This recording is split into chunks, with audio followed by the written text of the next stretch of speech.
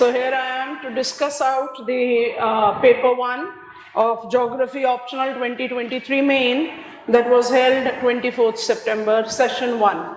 The nature of the questions were quite balanced, as I said, with the paper 2 also, and it definitely had a restricted number from the hardcore topics of geographical thought, but I'll say it was a balanced paper giving recognition to almost every topic of our syllabus. Going on with what was required to be a logical frame and the content of the asked questions one by one. So question number 1, the compulsory question, the 5 parts, 10 marker each. If I have to read the first one, what is geostrophic wind?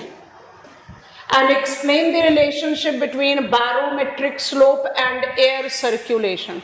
बहुत ध्यान से notice करना, question के 2 part हैं. What is geostrophic wind? So you have to justify geostrophic wind as the wind which is incorporating theoretically the pressure gradient force counterbalanced by Coriolis force with resultant wind moving parallel to the isobars. जब तक ये नहीं लिखेंगे आपका definition नहीं आएगा. You have to take the reference of geostrophic wind to be the wind that is theoretically involving the pressure gradient and Coriolis force counterbalancing each other. Pressure gradient force का weakness है because of the higher velocity wind that you are trying to take up. Because in the upper air, frictional drag is not there. So higher the wind velocity, stronger will be the Coriolis deflection.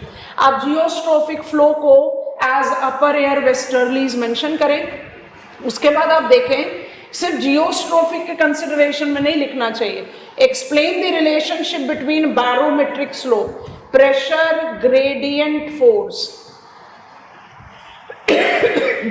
rate of change of pressure is called pressure gradient force. Instrument that records air pressure is called barometer, and thus we also call it barometric slope. अगर आपने first part of the question को ही second से relate किया तो आपका answer incomplete हो जाएगा. How explain the relationship between barometric slope and air circulation. So you have to understand that air circulation, that is atmospheric circulation, incorporate tricellular meridional circulation. Wind always moves from high pressure to low pressure. Air convection tends to develop the pressure difference, and we thereby have Hadley cell, Ferrel cell and polar cell. I hope I am making sense. ये वाला part हमने largely इसलिए सारे debate में आप देखना second part में आप सिर्फ जियोस्ट्रोफिक विंड के परव्यू पर बात कर रहे हो तो answer is incomplete. It is reading air circulation and barometric slope. Where is the mention of upper air or ground? So barometric slope is applied to the surface as well as upper air. This will be the frame. Of course आपको tricellular meridional circulation का diagram create out कर सकते हैं. Either you can draw it like this or you can get on drawing it height of tropopause. You can draw it like this or you can draw it the way it has been given in your NCERT. So this is the frame of this answer. Hype create करा इस question का बहुत ज्यादा, but logically सोच कर देखो तो कुछ भी ऐसा नहीं पूछा जो हमें मालूम नहीं था. ध्यान से देखेंगे. What is ocean ranching? Are we not aware of the term that Whittlesey's agricultural classification talks about livestock ranching? And livestock ranching is distinguished from nomadic herding because there is the incorporation of rearing of animals. Is it a new term for us? No, not at all. And aqua cowboys are nothing but the farmers that are engaged in aquaculture. And mind it, when I talk about aquaculture, I take into consideration all the activities that correlate with the production of marine aquatic resources. तो ये इतना कोई difficult question नहीं था, आपको बस इसको justify या थोड़ा सा ऑर्गेनाइज करने की जरूरत थी. So when I take the ocean ranching, mariculture, important constituent of blue economy, you have to justify that there are multiple, it's different varieties of sea cages आपने नोटिस करा होगा that we have got the sea cages which are being developed as ovals. We have developed on it in the linear belt. Some of them are completely blocked at the bottom, some of them are open. आप कर क्या रहे हैं? In multiple sea cages, you are providing on the natural catches, or it can be the artificially, that is you are taking up the biotechnology का use है ना, artificially generated with BT technology. You are rearing nectons, you are rearing seaweeds, you are rearing the things in the natural environment. You are just providing on the beginning as a controlled setup. So this is the controlled factor that you have to justify with ocean ranching. Controlling करना कहीं पर, and that is the reason the term ranching is being applied. So once I take the reference of this, automatically how are cowboys related to such activities? Creating of the multiple types of sea cages, maintaining them, understanding that it is not going to influence on the trawlers or the other varieties of harvesters. आपको ऐसे justify करना है. अच्छा, आपको इस particular answer में ना positive outcome के बारे में जरूर लिख देना चाहिए, क्योंकि जो ओशन रैंचिंग है, it has been proven. Japan is a very conventional player to it. South east Asian countries, China has strongly evolved. India is just at the beginning of it. We all know our blue revolution have been successful and now we want to mobilize it towards the marine environment. तो यहाँ जो positive outcome है, stability of the local level marine ecosystem, carbon sink development, habitat restoration, these are the positive economic and ecological dimension that should be considered into account.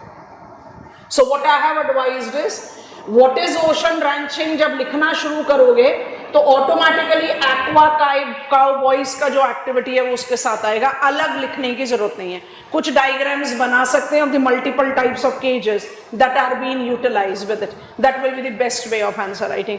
कभी भी किसी question को आपने main attempt किया है या आप करेंगे आगे, हमेशा याद रखना कभी भी किसी क्वेश्चन को पैनिक ओरिएंटेशन से नहीं देखना चाहिए.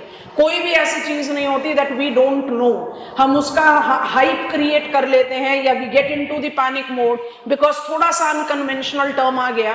That is certainly not going to work in our favour. And let's say believe, जब आपने पूरी कॉम्प्रिहेंसिव तैयारी की है तो मुझे नहीं लगता कि अगर आप थोड़ा सा थॉट को थोड़ा सा ब्रेनस्टॉर्मिंग करेंगे तो you can not make out the answer. You can, like this question, but से गॉड फॉरबिड कि मुझे नहीं आ रहा, I am not aware of that particular question and it's a compulsory question. फिर भी सोच कर देखें क्या रैशनैलिटी है कि एक 10 मार्क के क्वेश्चन के पीछे आप अपना 240 मार्क्स का पेपर खराब कर दो, है ना. So you have to remain poised, you have to remain calm, you have to remain confident.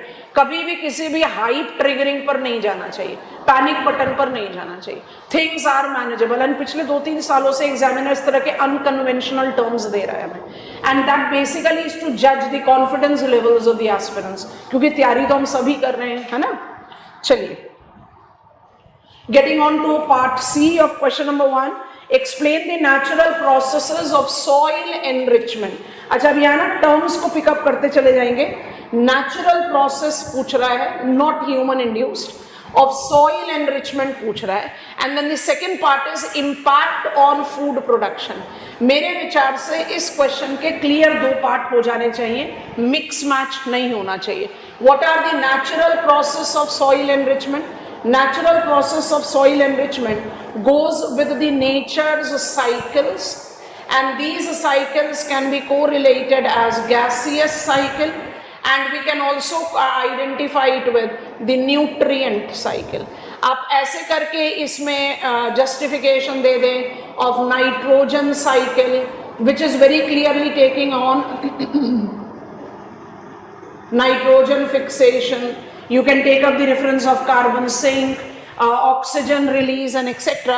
और gaseous में आप water cycle को भी incorporate कर सकते हो. Nutrient cycle में you are taking up all the entire sequence of production and decomposition. So I just write it that way. Production and decomposition. अब हर पॉइंट पर आपको फंडामेंटल्स ऑफ इकोलॉजी से नेचुरल प्रोसेस ऑफ नरिशमेंट लेना चाहिए. इसमें आप कुछ पॉइंटर्स ऐड कर सकते हैं, like the production and decomposition में the residue retention kind of domain, no tillage kind of policy. Here we are having no use of chemical inputs etc. as the support system. लिखना नहीं चाहिए क्योंकि natural process पूछ रहा है. तो everything that is biotic and everything that is natural. जैसे ये लिख लिया फिर सोचो फूड प्रोडक्शन पर, तो फूड प्रोडक्शन पर पॉजिटिव इफेक्ट भी पड़ेगा और नेगेटिव इफेक्ट भी पड़ेगा. पॉजिटिव इफेक्ट क्या पड़ेगा? पॉजिटिव इफेक्ट पड़ेगा detrimental effect of food production that is agriculture on climate will be reduced and thus the regressive, जिसको बोलते हैं ना detrimental feedback system, that agriculture is influencing climate and climate is influencing agriculture, वो negative aspect को आप contain कर पाएंगे. Methane emissions like challenges खत्म होगा, denitrification like challenges खत्म होगा. तो you can talk about those positive environmental effect which will be making the things much more conducive for food production. लेकिन जो नेगेटिव इम्पैक्ट होगा वो डेफिनेटली होगा the quantity of the food production, because we need to understand that the global population growth is immense and food insecurity still looms large.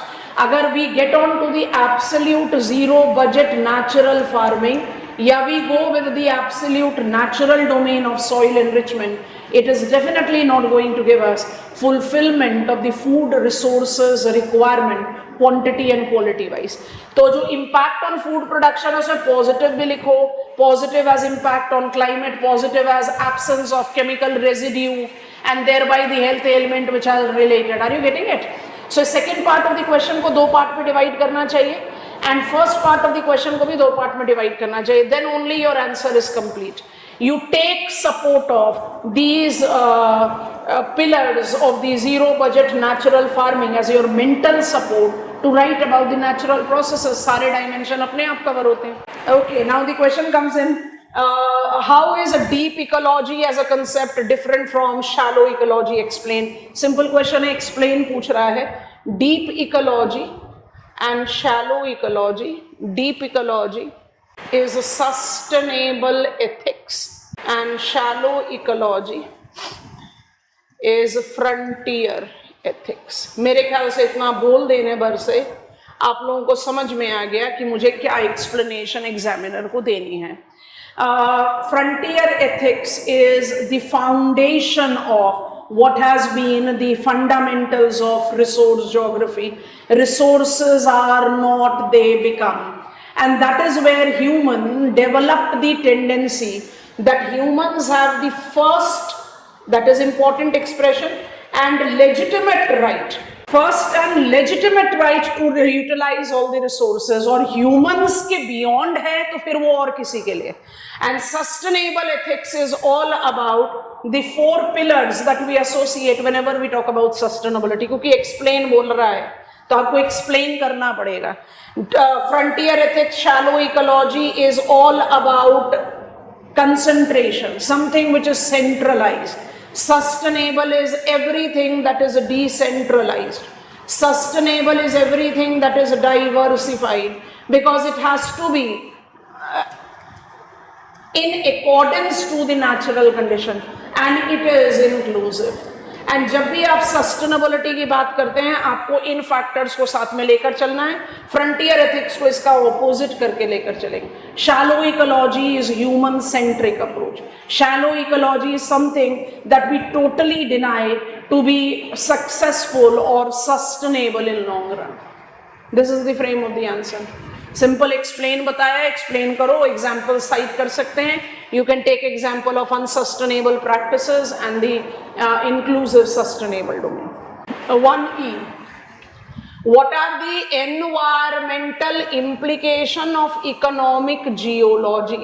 तो सबसे पहला तो की टर्म है इकोनॉमिक जियोलॉजी का. क्या मतलब होता है? इकोनॉमिक जियोलॉजी का सीधा सीधा मतलब होता है mining. It is about extractive industry. And what are we extracting? We are extracting both minerals and energy resources. समझ में आ रहा है? जैसे ही आपने ये बेस तैयार किया, एनवायरमेंटल इंप्लीकेशन विद माइनिंग, मेरे ख्याल से आंसर हो गया आसान. माइनिंग का इम्पैक्ट ऑन लैंड, माइनिंग का इम्पैक्ट ऑन वाटर, माइनिंग का impact on air and mining का इम्पैक्ट ऑन बायोटिक स्फीयर। बन गया full fledged answer. I hope you are understanding. Economic geology is the constituent of applied geomorphology. Economic geology is the assessment of the potential resources that I identify in different locations. Economic geology is assessment of geological structure and the availability of resource base with them. Once I take that into account and try to judge it up, it automatically gives me कि पूरा mining का क्या क्या problem हो सकता है। Land sink है, ground water contamination है, surface water contamination है, drilling method से methane like long lived greenhouse gases का emission है। Whenever you will be developing mining infrastructure, you will be disturbing the natural biotic environment. बन गया answer. Difficult question तो कहीं से भी नहीं है, बिल्कुल डायरेक्ट क्वेश्चन है। सोचना है, थोड़ा सा थॉट प्रोसेस डालना है। You have to be very comfortable with the content as you proceed with your preparation, है ना। ये चीजों को थोड़ा सा ध्यान से रखना जरूरी है। चलिए, we are getting on to the detail question now, the optional one. ये बड़ा ही टिपिकल सा आपका हार्ड कोर जियोमॉर्फोलॉजी का टॉप क्वेश्चन है। चलो इसको रीड करते हैं। Evidences from palaeomagnetism and sea floor spread have validated that continents, तो हम इसको जरा डाल रहे हैं बॉक्स में, and oceans, that is ocean basins, have never been stationary. Elucidate with diagrams. Normally हमें क्वेश्चन मिलता है elucidate with examples, और वहाँ एग्जाम्पल के साथ हम डायग्राम बनाते हैं। अब इस क्वेश्चन को थोड़ा ध्यान से रीड करना। मुझे सबसे पहले एग्जामिनर को देना है पैलियोमैग्नेटिज्म। पैलियोमैग्नेटिज्म का thermo remnant and डेपोजिशनल remnant magnetism देना जरूरी है।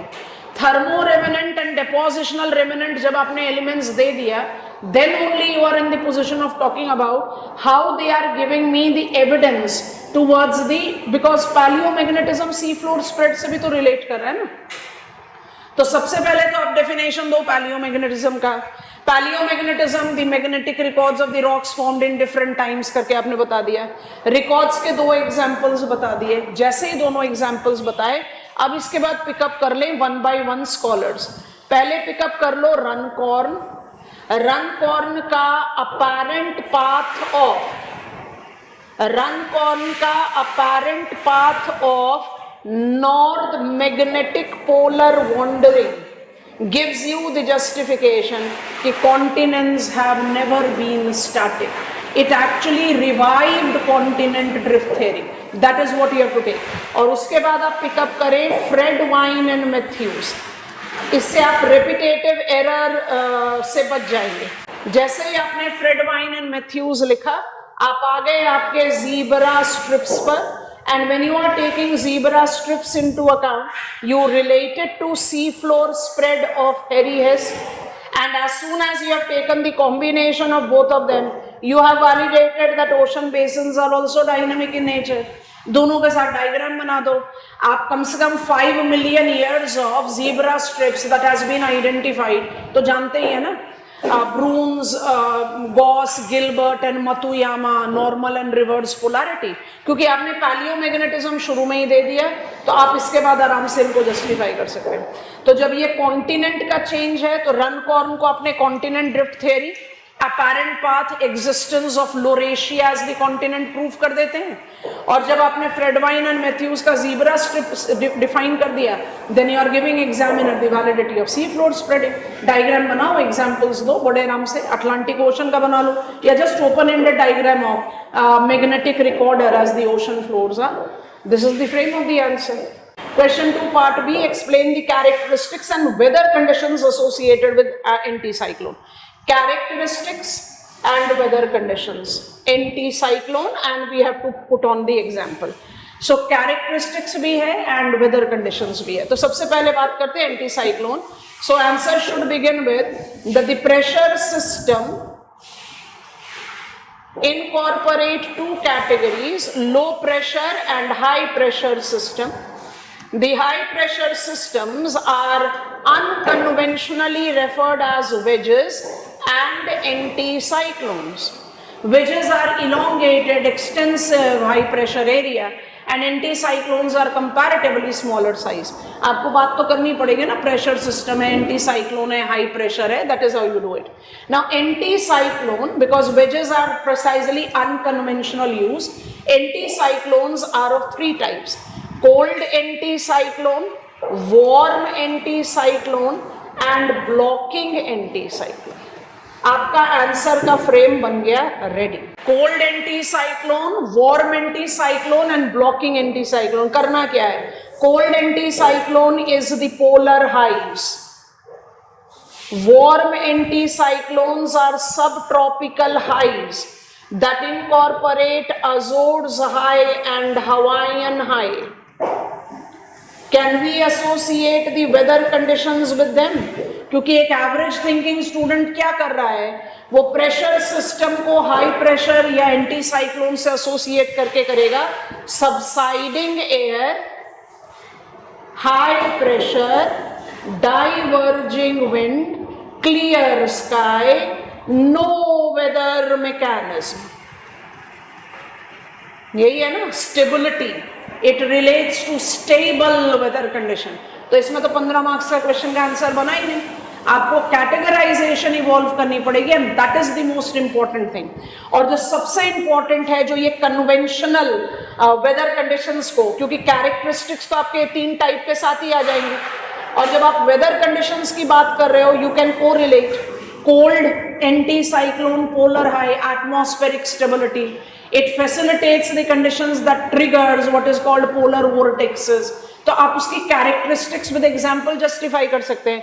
Blocking anticyclone automatically takes you to eye of a hurricane or a tropical cyclone. I think I have given you a logical frame. This is the frame of this answer. अगर आपने थोड़ी सी भी logical understanding of climatology ली है, this is the answer. बाकी जितनी हम एक general discussion सुन रहे हैं, तो हमें यह पता चल रहा है कि भाई एंटी साइक्लोन मतलब स्टेबिलिटी के बारे में लिखना है. No, I don't agree there. Stability तो है, बिल्कुल है, लेकिन हर कैरेक्टरिस्टिक्स अलग है. वो हाई प्रेशर है तो डाइवर्जेंस भी क्रिएट कर रहा है. That divergence is leading to convergence at certain point. अगर हमारा वार्म एंटी साइक्लोन ना हो तो आपका तो सब tropical east boundary climate China type and subtropical temperate west boundary climate Mediterranean type and European type बनेगा ही नहीं. So this is the characteristics that associate with the warm anticyclone. That is how the answer has to be created. इसलिए बहुत जरूरी है कि आप कैसे तैयारी कर रहे हो, किसकी मदद से तैयारी कर रहे हो. You know, nowadays the things have become so deviating थोड़ा सा. Nowadays things have become so easy and attractive कि आप एक बात सोच कर देखें, एक इंडिविजुअल अपनी ग्रेजुएशन, पोस्ट ग्रेजुएशन, फिर एमफिल एंड पीएचडी करते करते eventually reaches the age late 20s early 30s, जहां पर विद जेआरएफ क्लियर करने के बाद the individual gets the job of a decent associate professor. मतलब you have learned so much and then you are getting the job which is of the assistant professor, and then by late 40s you will be getting on the job enhancement there. और अब क्या culture चल रहा है, एक कोई भी funny सा सो कॉल्ड एजुकेशनल वीडियो बना दीजिए, कुछ लोगों का सब्सक्रिप्शन वायरल हुआ नहीं कि आप बन गए एजुकेटर. ऐसा थोड़ी होता है. आपको जस्टिफाई करना पड़ेगा that you need to learn with the quality people to create out a logical quality answer. ये हिट एंड ट्रायल मेथड नहीं है. You have to be very cautious. Qualification count करता है. I know that every intellectual cannot be good teacher, but you need to understand that every YouTuber cannot be a good teacher either. YouTube channel मेरा भी है and I can claim it to be the example of education channel because I have got the proof to justify that I'm a qualified educator right here. So बहुत cautious रहे इस बारे में, क्योंकि ये it's not about your money, it's about your precious time, it is about your dream. And every passing year we are experiencing the examples which are proving comprehensive knowledge होगा तो crack करोगे, नहीं तो नहीं कर पाओगे. And then you pile on the things कि what should I do the next and what should I do the next. It's good to take on a very clear, sincere, demarcated beginning itself. ठीक है? चलिए question number 2 part सी पर चलते हैं। ओशियानोग्राफी का question है, what how are ocean currents generated, discuss their effects on coastal climate with specific reference to Pacific ocean. अच्छा, जैसे हम फर्स्ट फेस वैल्यू पर इस क्वेश्चन को रीड करते हैं हमारे दिमाग में आता है गायर circulation, but that is incomplete. Ocean current systems are two. One is the surface current system which is called Geier circulation, and two is a subsurface current system which is called thermohaline circulation. जैसे ही आपने इन दोनों का लिया, how are they generated? This is largely with wind. Of course आपको Geier circulation का सारा demarcation of Ekman's transport pumping करके clockwise northern hemisphere, counter clockwise southern hemisphere बताना पड़ेगा. And thermohaline has to do with salinity, I'll write density. It has to do with density, salinity, temperature. TNS diagram से related है। Generation लिखना है, दोनों के बारे में लिखना पड़ेगा। How their effect is their on the coastal climate with special reference to the Pacific ocean. तो पैसिफिक ओशन का गायर सर्कुलेशन का अगर हम एक जनरल डायग्रामेटिक रिप्रेजेंटेशन ले लें तो पैसिफिक ओशन के गायर सर्कुलेशन में भी this is how we draw the gyre circulation, है ना, west boundary, polar, east boundary, बिल्कुल वही इधर भी बना दोगे। तो जब आप ये एक बेसिक पॉइंटर ले लेंगे, आपको पैसिफिक ओशन के करंट्स का नाम लिखना पड़ेगा, north equatorial, south equatorial, Kuroshio, north Pacific, California, this will be your east Australian and this is Peruvian. अब ये पूछ रहा है coastal climate with special reference, तो you can specify some of them like Peruvian cold current which is popularly called Humboldt current. How is creating temperate climate, cold climate in tropical latitude and thus has created Peruvian major fishing ground. Or you take Kuroshio current and identify this with the reference to, because it is talking about climate. So Kuroshio is generating Japan as a warmer climatic country and thus cultivation of rice up to Hokkaido island. आप इस तरह से इसको specify कर सकते हैं. And mind it, when I am talking about thermohaline circulation, उसमें जो अपवेलिंग है उसका फैक्टर भी आप ऐड ऑन कर सकते हो, तो उसको भी लेना चाहिए। जैसे आपसे पूछा गया वेदर इफेक्टिविटी, राइट? सो आप जब वेदर इफेक्टिविटी का जस्टिफिकेशन लेंगे तो आपको क्या करना चाहिए? राइट हियर आप यहाँ पर अपवेलिंग के बारे में लिखें। Upwelling will be facilitating the development of phytoplanktons. Phytoplanktons will be acting as carbon sinks, and when I take up phytoplanktons as carbon sinks, they by default will be manipulating higher habitability of the given location. तो कहने का मतलब ये है कि मेरे पास दोनों ही effect आने चाहिए, and then you have to specify with Pacific ocean. Gyre circulation को स्पेसिफाई कर सकते हैं नाम देकर, थर्मोहालाइन को नहीं कर सकते, बट फिर भी थर्मोहालाइन से आप कंटेंट फैक्टर निकाल के ला सकते हो। That is how you should attempt this answer. Okay, question number 3 part C, what are the causes of origin of local winds? Half way read कर रहे हैं। तो local winds are surface winds. Local winds are winds that are correlated with micro scale. Because local winds are surface winds, they need to be gradient wind. Question पूछ रहा है ना, causes. Because they are gradient winds, they will be formed in the combination of pressure gradient force, friction force, and Coriolis force. That is the reason it is locally generated pressure difference that generates these winds. Discuss their significance on prevailing weather and climate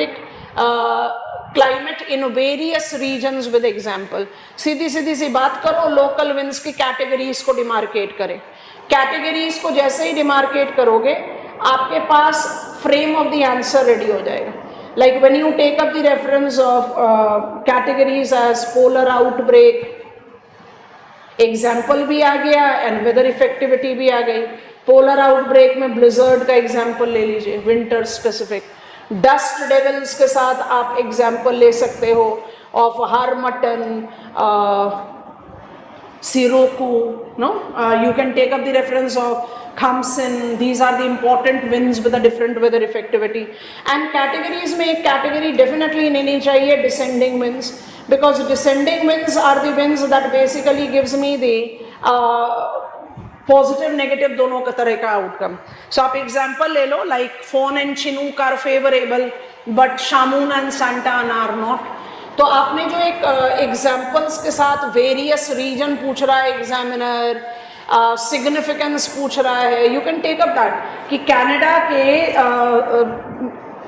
Rockies mountain के slope पर chinook the snow eater actually facilitates favorably warmer climate, and that favorably warmer climate is the reason that there is habitability.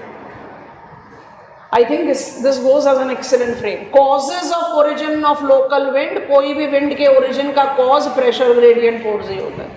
और अगर local wind surface, that is surface wind है, तो Coriolis force and pressure gradient force का effectivity with frictional drag डालना पड़ेगा. Goes the answer. 3B, define peneplain. Describe the landscape features associated with peneplain under different geomorphic cycle. जब हम geomorphic cycle सोचते हैं ना तो हमारे दिमाग में आता है भाई Daviscian लेना चाहिए, क्योंकि what is peneplain? Peneplain has been defined by R.J. Small and Bloom as the end product of erosional cycle.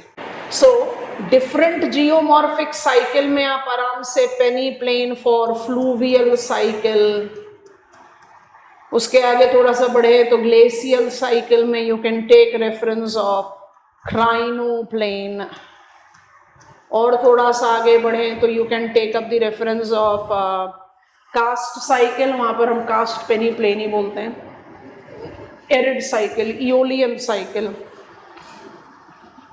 Here you can take peneplain, है ना, क्योंकि लैंडस्केप एसोसिएटेड पूछ रहा है तो इसलिए यू मस्ट ऐड मोनाडनॉक्स, नुनाटक्स, इंसेलबर्ग्स. ये तो नहीं छूटने चाहिए, बट जो हम इंसिस्ट कर रहे हैं वो ये है. इसके बिना आपका answer incomplete. Are you getting it? Define peneplain. Peneplain is end product of any cycle of erosion. Davis has given us this term, and that is the reason in the beginning, in place of saying Davis, I said R.J. Small and Bloom, because I am deriving it out from the types of erosional surfaces that they have identified. They identify peneplain to be local, regional and re-uplifted. इसके बिना आपका answer incomplete है. Be very sure with this.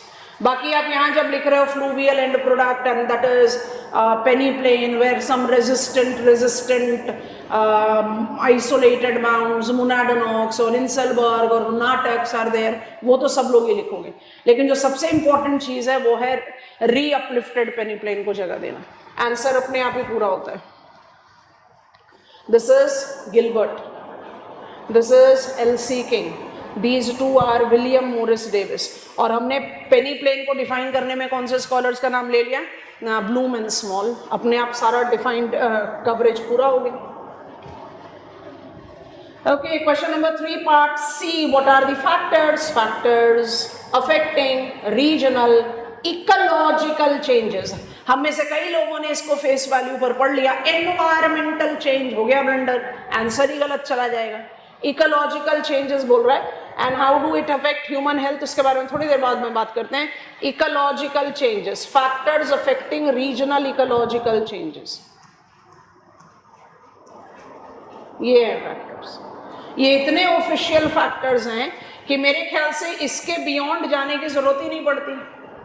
आप जैसे ही हिप्को के बारे में बात करना शुरू कर देते हैं, आपने अपने आंसर को इतना क्लियर और इतना डिफाइंड परव्यू दे दिया कि इसके बाद तो बात ही खत्म हो गई. Invasive alien specimen, pollution, human population, जहां पर आई पार्ट इक्वेशन ऑफ एलरिच जरूर आना चाहिए, climate change and over exploitation. अब मेरे ख्याल से दो तरीके से second part of the answer को लिखा जा सकता है. Factors affecting regional ecological changes are these. These changes are detrimental in nature because even if humans have attempted to introduce some specimen for the economic or ecological benefit, if it has evolved as invasive specimen, it has been a challenging task for the endemic variety to sustain. And then it is a multiple blow which is leading to the surpassing of resilience of the biotic community. And surpassing the resilience of the biotic community incorporate humans also. अब क्या करना चाहिए कि इसमें pollution related health element, climate change related vector borne diseases, आप समझ रहे हो? And when I talk about over exploitation या habitat destruction, इसमें soil and food security मुझे by default more vulnerable बना देगा to susceptible to the diseases. तो आप हेल्थ को रिलेट करें हिप्पो से. Are you getting it? This is how the answer has to be created. ये एनवायरमेंटल नहीं पूछ रहा, इकोलॉजिकल चेंजेस पूछ रहा है. एनवायरमेंटल पूछता होता तो हमारा आंसर होता changes on land, changes in biosphere, changes in air, changes in that. It's ecological. This is the frame of the answer. Question number 4 part A. Give an account of marine resources. चलो ठीक है. And their economic significance. How has marine pollution affected such resources? Second part को थोड़ी देर के लिए side में रखते हैं. Account of marine resources. So हमेशा याद रखना marine resources को हम दो कैटेगरी में डिवाइड करते हैं. एक को बोलते हैं एक्सट्रैक्टेबल और एक को बोलते हैं नॉन एक्सट्रैक्ट. एक्सट्रैक्टेबल में फिर आप डिवाइड कर लो जो आप कन्वेंशनली करते हो, biotic resources, mineral resources. Biotic resources में आप नेक्टॉन्स को लीजिए, प्लैंक्टन्स को लीजिए, सीवीड्स को लीजिए. I am writing planktons and seaweeds together. आप इनके बारे में लिखेंगे, ठीक है. I am writing seaweeds completely. इसके बाद आप पर्ल को भी ले लीजिए, आप सील को भी ले लीजिए. You are taking up the reference of them. बहुत ब्रीफली आपको इनके बारे में मेंशन करना पड़ेगा और सेकंड पार्ट को वीव करना है, अभी बता रहे हैं. मिनरल रिसोर्सेज में आप एनर्जी एंड मिनरल, आप इसको मिनरल की जगह एबायोटिक करें तो बेटर होगा, चेंज कर देते हैं. That will be a more comprehensive kind of a term. चलो, एबायोटिक में आपने मिनरल ले लिया. मिनरल रिसोर्सेज में आप दो कैटेगरीज ले सकते हो, एक डिजॉल्व्ड है, एक डिपॉजिटेड है. आप इसके एग्जांपल्स देंगे. Both dissolved and deposited specially can be at pelagic to benthic level. फिर मेरे पास एनर्जी रिसोर्सेज हैं. एनर्जी रिसोर्सेज को फिर से आप दो कैटेगरीज में डिवाइड कर सकते हो. कौन सी दो कैटेगरीज में होगा? It is conventional and it is non conventional, जिसमें जियोथर्मल एनर्जी सोर्सेज भी होते हैं. Are you getting it? आपने जब ये सारे categories of marine resources define out कर दिए तो जब resources is where we utilise them, you know, so आप इनके यूटिलाइजेशन से कौन कौन से pollution related challenge and feedback equation create हो रहा है. क्योंकि क्वेश्चन ऐसा पूछ रहा है, not extraction of marine resource leading to pollution but marine pollution affecting such resources. तो आपको करना क्या चाहिए? मरीन पोल्यूशन को सीधा नॉन एक्सट्रैक्टेबल से एसोसिएट करके मारपोल से अपना डेटा क्रिएट आउट करो. जब आप मारपोल से अपना डेटा क्रिएट आउट करते हैं तो आप जो मर्चेंट वेसल से कॉज्ड पोल्यूशन है उन सब के बारे में बात करते हो. And that pollution is actually leading to the near complete challenge of habitat destruction for them. और मरीन पोल्यूशन सिर्फ discharge of the untreated water या शिप पोल्यूशन या टॉक्सिक सब्सटेंसेस के लीकेज, इनसे नहीं है जो आपको मारपोल से लेने के लिए कह रहे हैं. मारपोल के सारे एनेक्स आपको सारी कैटेगरीज बता देता है. आपको देखना ये है कि when you are taking pollution it is also by the extraction of the resources. And this extraction of the resources is leading to the destruction of habitat further. So it is basically a vicious cycle that we are evolving. But I advise that should come towards the concluding part. आपका जो frame part of the answer है उसको focus करना चाहिए. What are the marine resources and their economic significance, पूरे आराम से बताओ. और फिर लेकर आओ non extractable is more causing marine pollution. MARPOL का एविडेंस ले लें and then conclude saying that even the extraction is leading to pollution, है ना. Extraction is leading to pollution as light pollution, noise pollution, destruction of habitat and many other things. This should be the frame of the answer. Differentiate between the characteristics of organic horizon, differentiate, and mineral horizons in a generalized soil profile. तो भाई generalise soil profile तो NCERT से आ जाता है, जिसमें आप कहते हो पेरेंट रॉक, फिर आप कहते हो वेदर्ड रॉक, फिर आप कहते हो सब सॉइल, फिर आप कहते हो टॉप सॉइल, और यहाँ पर छोटे छोटे प्लांट्स बनाकर उनके रूट्स दिखा देते हो. That is how I take the generalized soil profile. But as biogeographers, we take into consideration generalized soil profile में organic and mineral horizon. तो मेरी boundary यहाँ पर divide हो जाएगी. These are mineral horizons. And in mineral horizons को आपको associate कर देना चाहिए सारे mineral related processes से. जैसे आप genetic horizon D, genetic horizon C को ऑलमोस्ट सेम रखते हो, बट जेनेटिक होराइजन बी को आप डिवाइड कर देते हैं एज B3, B2, B1. आपको लिखना चाहिए. You have to justify how they are becoming finer in their texture and they are mineral rich. Then you have to talk about the processes which has been applied, because when I talk about genetic horizon B, I say it is zone of eluviation. And when I take the reference of zone of eluviation, I am basically taking into reference the mineral horizon par excellence. तो आपको ऐसे करना चाहिए. अच्छा, जैसे आप top soil में आते हो, दैट इज जेनेटिक होराइजन ए, तो आपको इसको A3, A2 एंड A1 में सब डिवाइड करते हुए, not just that you should take into consideration finer texture, top soil, fertile, आपको इसमें biotic processes of humification and mineralisation ले लेना चाहिए.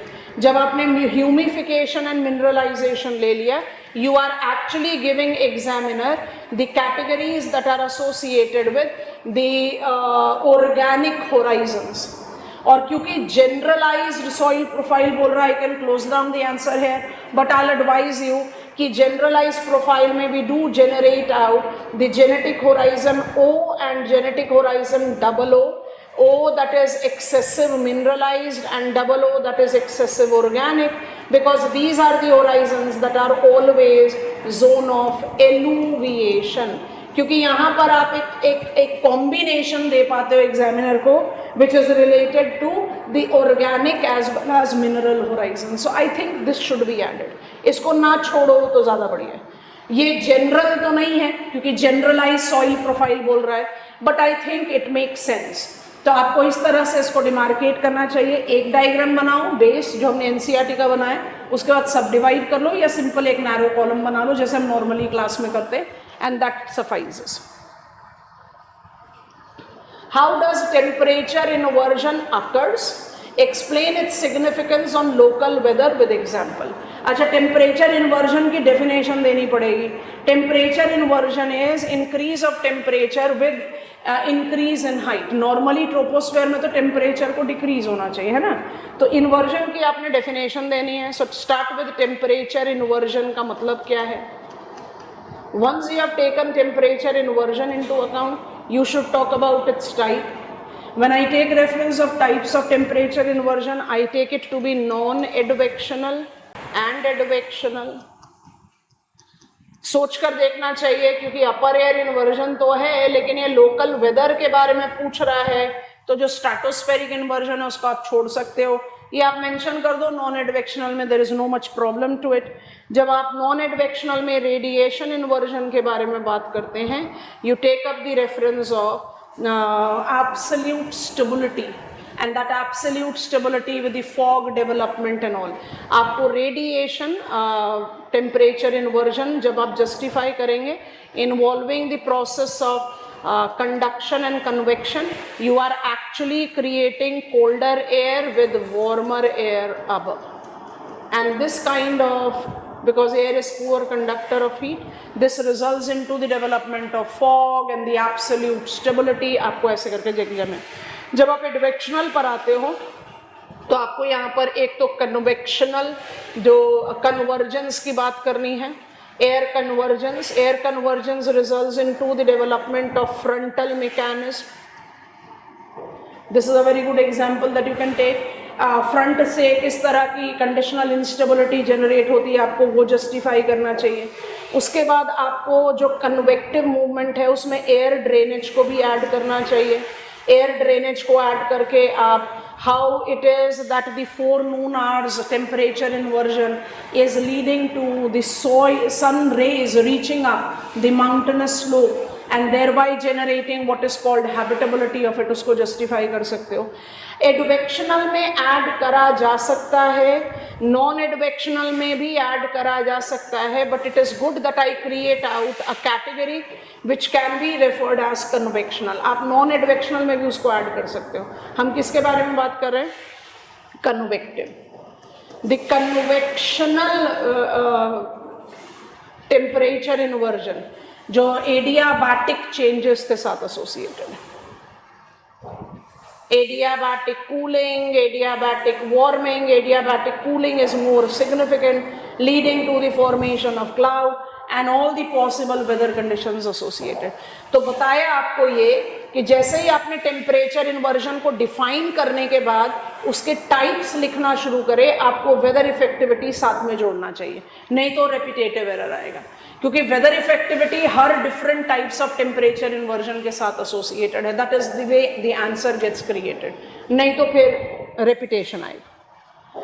चलिए, now getting on to section B which is human geography. जैसा हमने शुरू में आपको बताया, हमारे पास काफ़ी कम क्वेश्चंस थे एकदम हार्ड कोर ज्योग्राफिकल थॉट के, बट जो सबसे पहला क्वेश्चन शुरू हो रहा है वो मुझे थॉट का ही दिखाई दे रहा है, तो वहीं से शुरुआत करते हैं। Explain the sequential development of areal differentiation. Interesting question है। एरियल डिफरेंशिएशन पढ़ते ही हमारे दिमाग में आ जाते हैं हार्टशोन, और एरियल डिफरेंशिएशन हार्टशोन जिसको आप 1930s से लेकर चलते हो, उसको आप बाय डिफॉल्ट क्रोनोलॉजिकली आगे लेकर चले जाते हैं from what is called regional approach of study to welfare approach in geography, to humanism in geography, क्योंकि they all are talking about areal differentiation.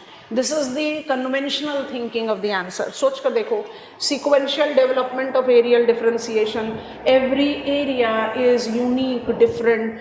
Do I not require to start with Kantian exceptionalism? Do I not need to add Hettner's neo-Kantian ideology, which very strongly emphasized on ideographic versus nomothetic, and then you get on to Hartshorne to get into humanism and radicalism. तभी आपका ये sequential development justify होगा। Fundamental concept, because yes, we human geographers essentially believe in region. And what is region? Unique. I want to study uniqueness, and the genesis of that comes from Kantian approach. When we try to understand uniqueness, I'm taking Kantian. Geography and history are exceptional discipline, and that was being enriched by Hettner. और हेटनर का geography as ideographic versus nomothetic, and emphasis that geography is essentially an ideographic discipline, is basically giving us this. अगर ये आ गया तो answer बन गया। समझ में आया? ऐसे बनेगा ये answer. Critically you have to discuss critically food and nutrition problems associated with developing world. जब भी इस तरीके का कोई ओपन एंडेड क्वेश्चन आता है ना फूड पर, फूड एंड न्यूट्रिशन प्रॉब्लम, आपको बेसिकली एक जनरल फैक्ट से आंसर की तो शुरुआत कर देनी चाहिए that when we talk about food insecurity, food problems is associated with food insecurity, and food insecurity का कोई भी इंडिकेटर ले सकते हो। इनसिक्योरिटी को FAO के इंडिकेटर पर जस्टिफाई कर दो, which identifies the categories as moderate, severe, very severe category, उस पर आप इंट्रोडक्शन दे दीजिए। Critically the food and nutrition problem associated, तो जैसे आपने फूड एंड न्यूट्रिशन प्रॉब्लम को इनसिक्योरिटी के साथ एसोसिएट कर दिया, डेवलपिंग वर्ल्ड में it has to be correlated with availability, accessibility, stability, India का सबसे बड़ा प्रॉब्लम, एंड यूटिलिटी, इसको आप यूटिलाइजेशन भी बोल सकते। ये हो गया आपके आंसर का form. Food and nutrition security correlates with 4 pillars. अगर मुझे क्रिटिकली एग्जामिन करना है तो I have to examine that how we have failed in providing, like India, developing world बोल रहा है तो इंडिया का केस ले सकते हैं as a case study to prove. It has been justified by Niti Aayog that India has been very successful in ensuring availability, in ensuring accessibility, in ensuring utility of the food, but stability नहीं है और चारों के चारों pillar है. तो जब आपको फूड न्यूट्रिशन प्रॉब्लम की बात करनी है तो आपको फूड इनसिक्योरिटी के बारे में बात करनी है. Because gone those days, now we don't segregate food and nutrition. We take a hunger to be associated with consumption of less than or more than the required nutrition. So the concept of malnutrition incorporates over and under nutrition both, and that correlate with the concept of hidden hunger. So जब आपको critically examine करना है तो आपको यही examine करना है that food availability is being ensured, but stability is a challenge. Developing world ले रखा है, आप एक इंडिया का केस ले लो. India is home of the largest hungry population of the world, and then you can take any country, Somalia and etcetera. Developing world है, कोई स्पेसिफिकेशन पूछ नहीं रहा, तो I think that suffices. Answer has to be on the spring. This is interesting one. Human migration, question number 5C. Human migration is a reflection of balance between push and pull factor. तो सबसे पहले तो migration as mobility, migration as change of residence involving area that is source and involving area that is destination, that incorporate push factor, that incorporate pull factor. ये तो answer के introduction में देना पड़ेगा. दीजिए इसको. अब देखते हैं balance between push and pull factor. I have to elaborate it in reference to most recent diaspora. तो मोस्ट रीसेंट डायस्पोरा जो है वो रशिया यूक्रेन वॉर है. अगर रीसेंट एग्जाम्पल्स करके पूछ रहा होता तो हम अफगानिस्तान का, Taliban coming back to power, उससे पहले थोड़ा सा सीरियन क्राइसिस एक्सेट्रा दे सकते थे. It is saying most recent diaspora. तो yes, it is a balance between push and pull factor, because when I take the reference of push factor, it is devastation that we are experiencing.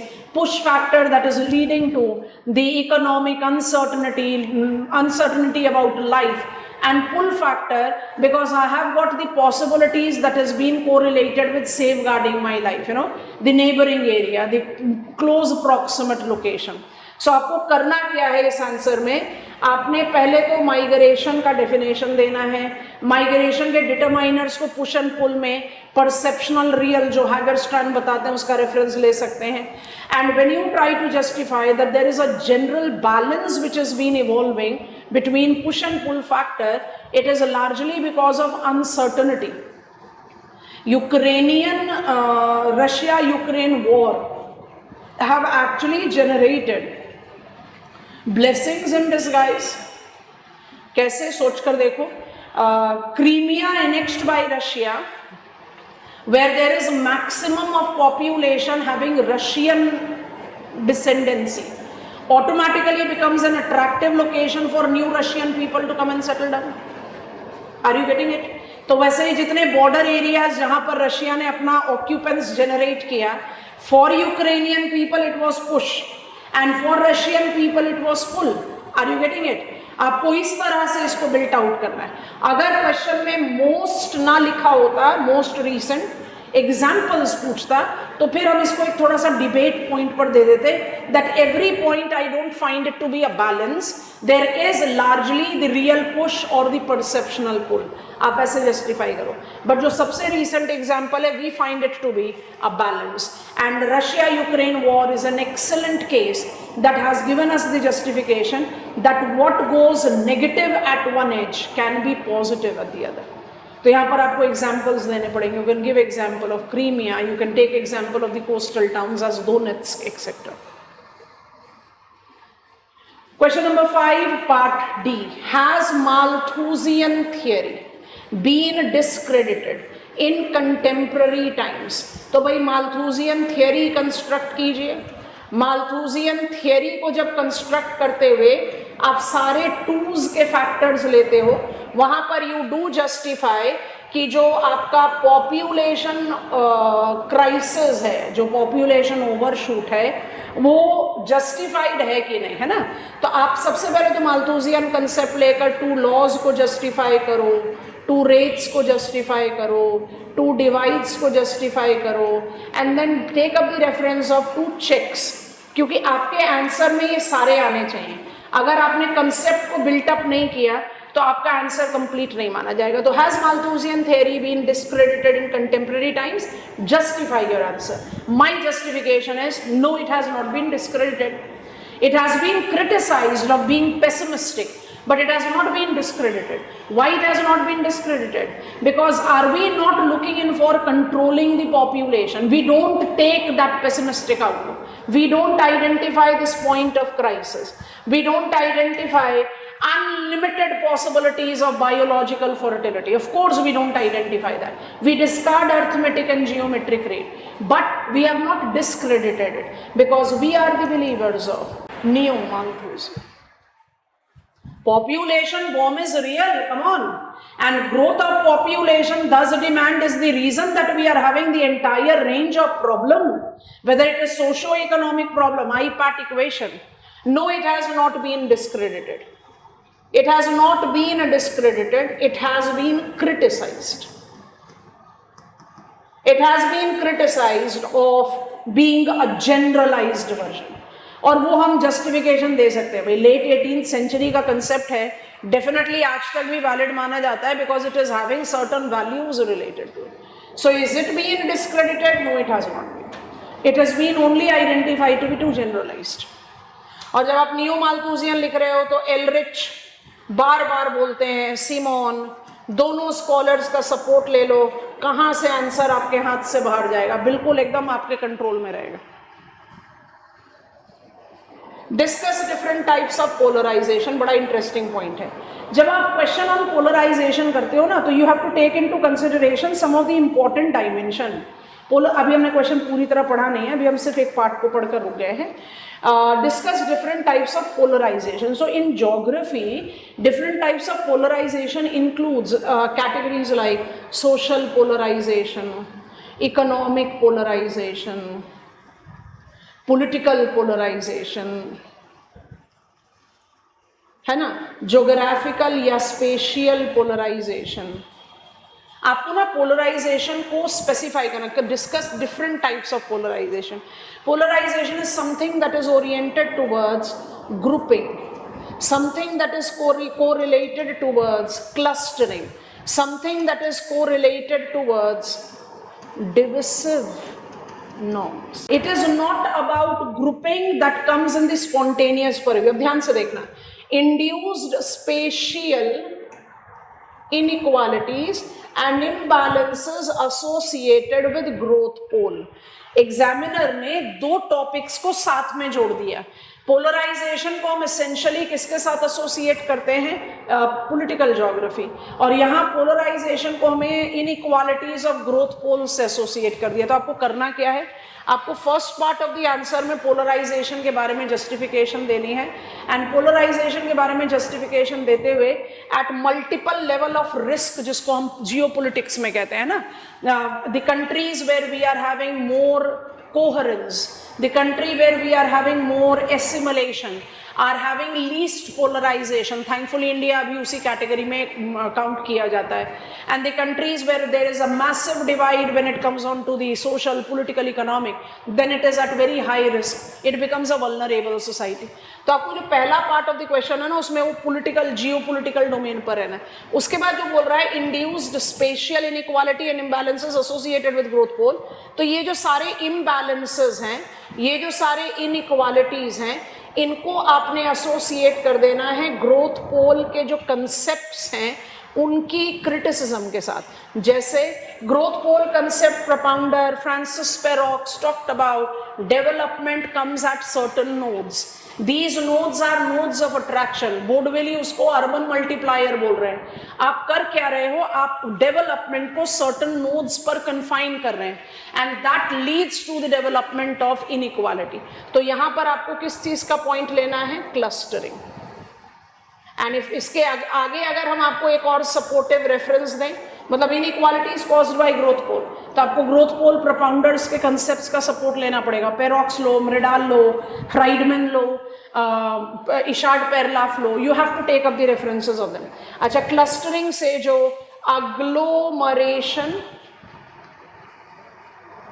डिसइकोनॉमीज इसको justify करना है। So please don't mix, need to divide your answer into these two part. 10 marker question है, ज्यादा scope नहीं है, इसलिए आपको club up करना पड़ेगा to justify how the nodality is leading to inequality and that tends to create out the divisive domain. Divide करना पड़ेगा because it is geopolitics and regional planning, दोनों को जस्टिफाई किया। और एलमैन का जो मैट्रिक्स आया था ना 2013 फरवरी में, एक्चुअली ये उसी के बेसिस पर क्वेश्चन दे दिया एग्जाम में। एडलमैन्स मैट्रिक आया था that talks about how the polarisation is challenging the different domain of the countries. मेरे ख्याल से उसी कंटेम्प्रेरी एज से पूछ कर ये क्वेश्चन ले लिया। चलिए question number 6 part A, explain the problems prospect, problem भी चाहिए प्रोस्पेक्ट भी चाहिए, of urban expansion in context of urban fringe of developed and developing Nations. Urban expansion, urban expansion के कम से कम 2 टाइप होते हैं, इनफिलिंग, नॉन इनफिलिंग। नॉन इनफिलिंग के फिर 2 टाइप होते हैं, एज होता है और स्पॉन्टेनियस होता है। Edge can grow to become spontaneous. तो मेरे ख्याल से अर्बन एक्सपेंशन की कैरेक्टरिस्टिक्स के साथ ही बात शुरुआत करनी चाहिए। प्रॉब्लम्स एंड प्रोस्पेक्ट को जस्टिफाई कर सकते हैं। जैसे अर्बन फ्रिंज बोल रहा है तो we should talk about only edge, but that can not be the case. ये मेरा अर्बन एरिया है और ये मेरा एज एक्सपेंशन है, और ये मेरा अर्बन एरिया है, ये मेरा स्पॉन्टेनियस एक्सपेंशन है। Spontaneous expansion is non fringing. So हम नॉर्मली कहते हैं कि edge expansion can eventually become spontaneous. तो प्रॉब्लम ऑफ अर्बन एक्सपेंशन पूछ रहा है, तो problem of urban expansion infilling से एसोसिएट करो। इनफिलिंग को हम ऐसे जस्टिफाई करते हैं, इनफिलिंग tends to create town problems. Non-infilling tends to create new prospects of decongesting the city, new prospect of land resource mobilization, job creation, decentralizing the growth. However, if it is the edge, it is giving me more beneficial purview, but if it is spontaneous as a leapfrog, there will be much randomness in the development, creating out the absence of that coherence that is important for the overall development of the region. क्योंकि question जो पूछ रहा है ना, problem prospect दोनों के बारे में पूछ रहा है। जब आप डेवलप्ड कंट्रीज के बारे में बात करेंगे, I think you should take that towards end. Developed it is more planned, it is much more organized, and developing it is much ad hoc. So ये जो सारा प्रॉब्लम एंड प्रोस्पेक्ट है ना, वो डेवलपिंग के साथ ज्यादा एसोसिएट करता है। Developed world it is more planned and thus it is something which we are doing to decentralize rather than creating out the challenge. So मेरा एडवाइस यही है कि आप अपने आंसर की शुरुआत करेंगे अर्बन एक्सपेंशन से, उसके बाद आप अर्बन फ्रिंज के कैटेगरीज को डिमार्केट करके उनके प्रॉब्लम्स एंड प्रोस्पेक्ट जस्टिफाई करें। डेवलपिंग वर्ल्ड का जो डिस्टिंक्शन है उसको टूवर्ड्स एंड लेंगे, बिकॉज ये सारी जो चीज़ें हैं वो अप्लाइड तो डेवलपिंग वर्ल्ड दोनों पर होती हैं, बट डेवलपिंग वर्ल्ड में it is more ad hoc and problematic.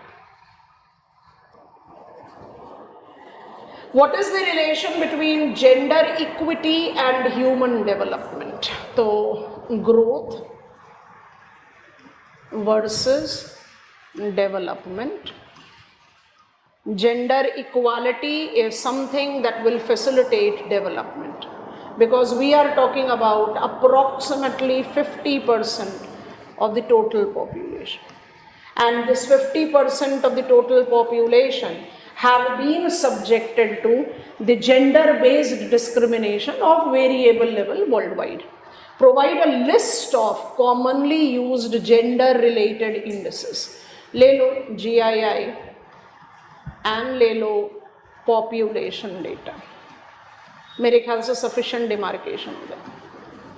जब पॉपुलेशन डेटा लेते हैं तो सेक्स रेशो है, sex ratio of UNDP, United Nations fund for population activity, UNFPA, 990 से कम रिग्रेसिव है, वर्ल्ड का सेक्स रेशो 984 है, तो आप उसके बारे में बात कर सकते हो। और जीआईआई के इंडिसेस ले सकते हैं हम, it is correlated to reproductive health, जो प्रिंसिपल इंडिसेस है। उसके बाद आप सब डिविजन भी ले सकते हो। It is related to empowerment and it is also related to labour force participation rate, जिसमें रिप्रोडक्टिव हेल्थ के दो कैटेगरीज होते हैं, maternal mortality ratio, adolescent fertility rate. Empowerment के दो होते हैं, सीट्स इन पार्लियामेंट। अभी हमने एक माइलस्टोन अचीवमेंट लिया है या नहीं लिया है, वो तो खैर डिबेटेबल है। And percentage share of population reaching secondary education. And labour force participation rate को आप एसेंशियली किसके साथ एसोसिएट करते हो? Representation of working age population in the commercial market, है ना। आपको इन सब के बारे में लेना है। तो मतलब आपके पास टोटल कितने इंडिसेस आ गए? आपके पास 5 यहाँ पर आ गए और 6 ये आ गए। और जब आप इनसे आप HDI टेबल से या GII टेबल से वैल्यूज लेकर अपने पॉइंट को जस्टिफाई करोगे तो आपका आंसर फुल फ्लेजेडली रेडी हो जाएगा। Explain population resource use and development nexus in limit to growth. Nexus in limit to growth, Club of Rome propounded it, and Club of Rome propounded it way back in 1972।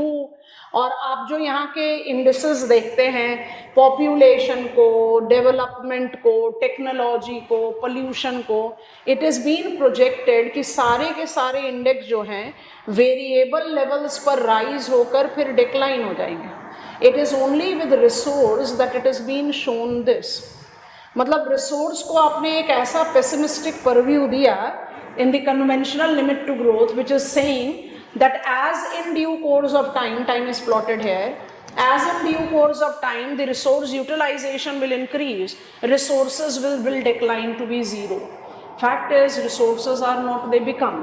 That is the reason when you are writing the answer on limit to growth as the original version, there is the criticism of it being taking into account the standard run model that are justified to be having the pessimistic purview.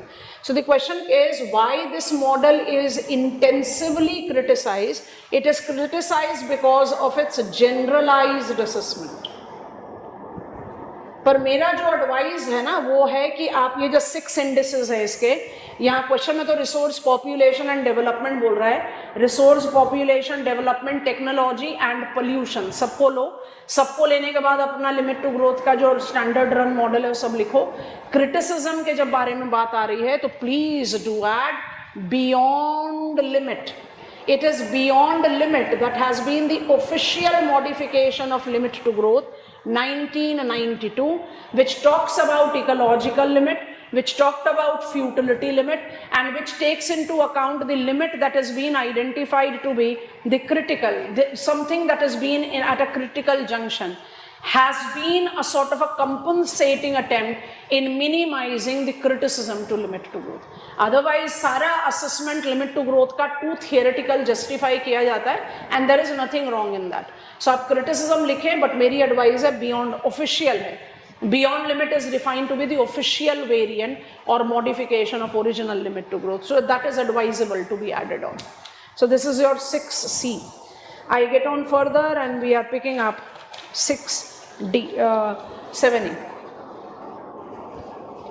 Explain with suitable diagrams Losch's model of theory of location relating to central place. Now, theory of location, economic landscape, profit maximization as an alternative viewpoint associating with, least cost ideology of Alfred weber. आपको अपने answer को ऐसे create करना है, diagrams बनाओ, आप circular, node, demand cone justify करें, उसके बाद आप जस्टिफाई करें the hexagonal spheres of influence with the centrality that has been correlated on with the functioning specialisation. तो ध्यान से नोटिस करना कि central place, the node place of functioning and theory of location, दोनों चीज़ों को जस्टिफाई करना है। तो when you talk about August Losch central place theory as locational analysis, it is always considered to be a practical variant. It is always considered to be a practical variant of what is called Walter Kristall's central place theory, and it is an economic transitional theory or a changeover theory to least cost approach.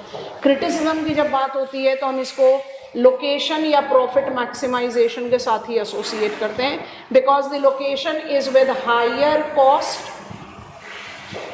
and thus the profit sharing will be reduced as we will be having larger number of entrepreneur clustering at the node where we are having maximum of demand, because demand कौन based है।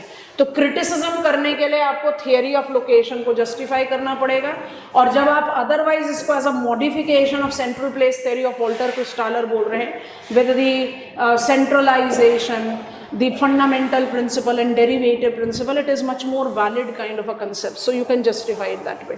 So मेरे हिसाब से इसका जो criticism है वो profit maximization, locational characteristics पर जाएगा। How can sustainable land management harmonize the complementary goals of environment, economic and social opportunity?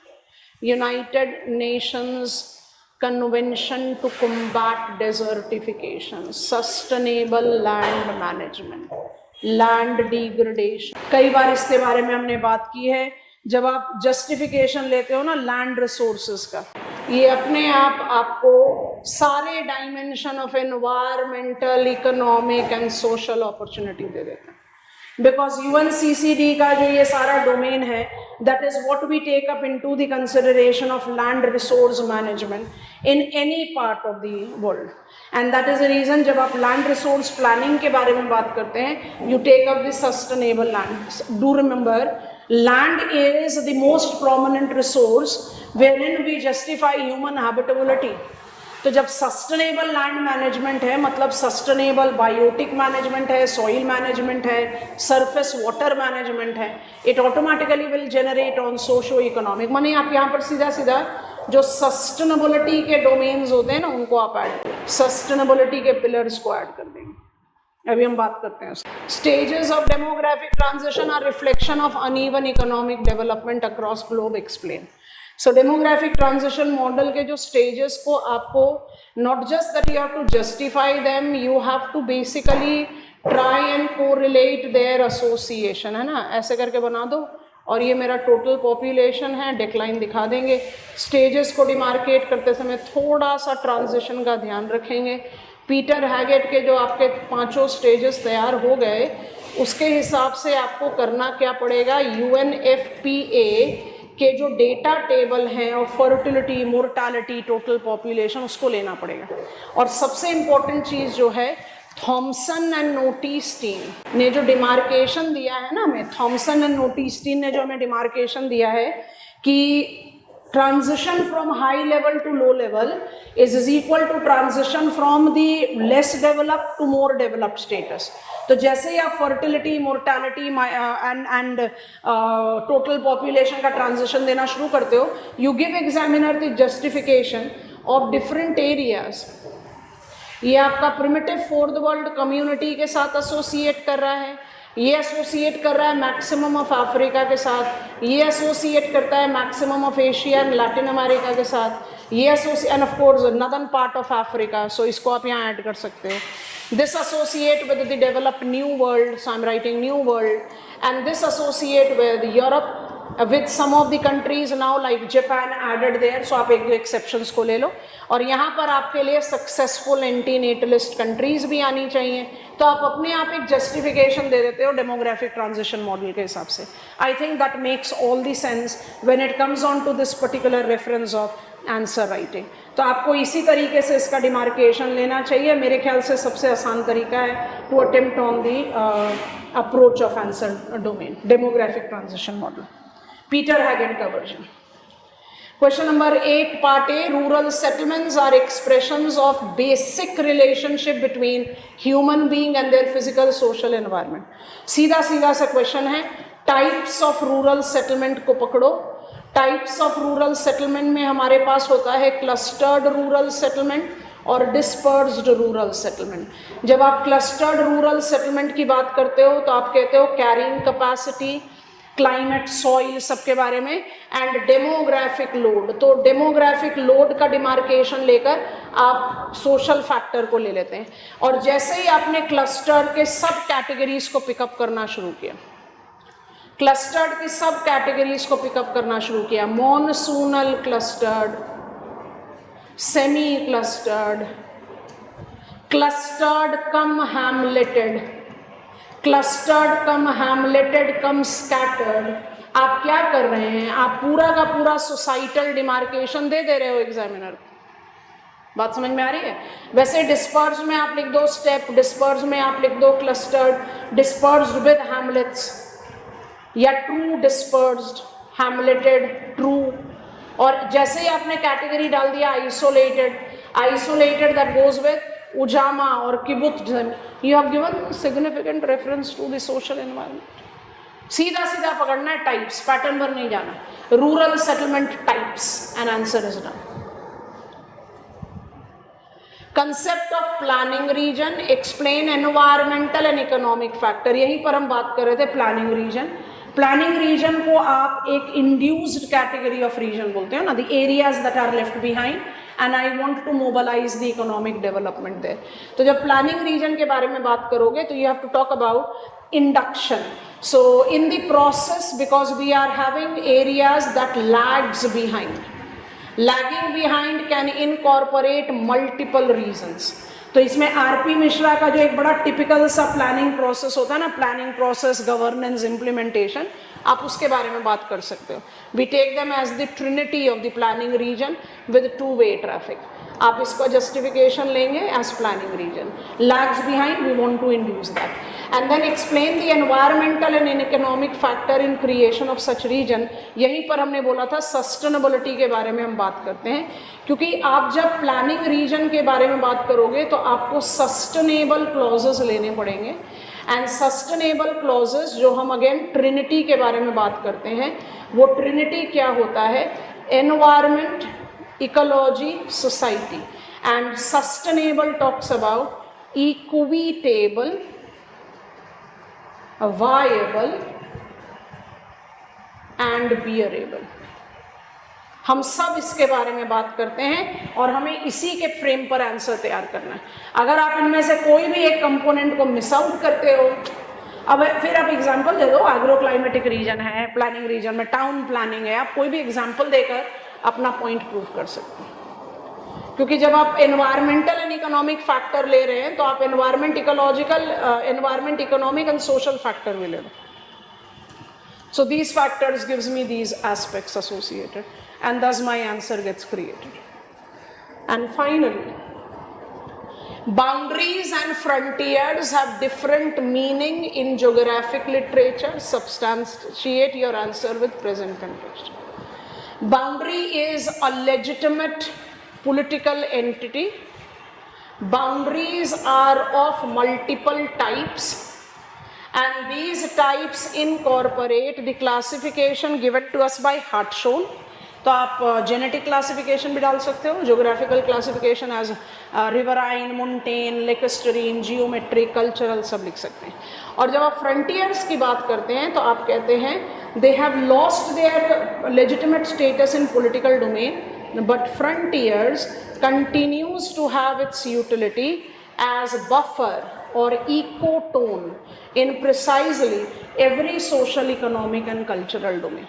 तो बात यहाँ करनी है बाउंड्रीज के टाइप की और फ्रंटियर्स के टाइप की. And once you are taking that into account, you are automatically substantiating your answer in the present purview. कि from one urban area to the rural area there is rural urban fringe, frontier है. So you have to apply that. Think about the framing up of the answer on this front. I said it earlier also and I'm saying it again. 2023 का जो main paper है वो 2022 के मुकाबले में ज़्यादा आसान पेपर था और it has re-established and for last few years it is coming that way. You cannot have a shortcut to your preparation. Your preparation has to be wholesome. That you are devoting your 2 months or 3 months of the preparation out of 5 months only in geomorphology and climatology, it won't work that way.